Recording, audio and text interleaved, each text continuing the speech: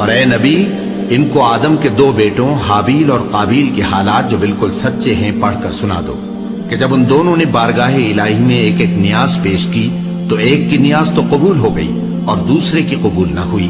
تب قابیل حابیل سے کہنے لگا کہ میں تجھے قتل کر دوں گا.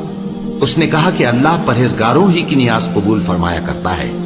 اگر تو مجھے قتل کرنے کے لیے مجھ پر ہاتھ چلائے گا تو میں تجھ کو قتل کرنے کے لیے تجھ پر ہاتھ نہیں چلاؤں گا. مجھے تو اللہ رب العالمین سے ڈر لگتا ہے. میں چاہتا ہوں کہ تو میرے گناہ کو بھی سمیٹ لے اور اپنے گناہ کو بھی، پھر تو اہل دوزخ میں سے ہو جائے، اور ظالموں کی یہی سزا ہے. آخر اس کے یعنی قابیل کے نفس نے اس کو اپنے بھائی کے قتل ہی کی ترغیب دی تو اس نے اسے قتل کر دیا. پھر خسارہ پانے والوں میں ہو گیا.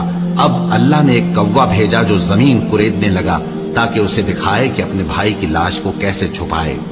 کہنے لگا ہائے کمبختی، مجھ سے اتنا بھی نہ ہو سکا کہ اس کوے جیسا ہی ہوتا کہ اپنے بھائی کی لاش چھپا دیتا. پھر وہ پشیمان ہو گیا.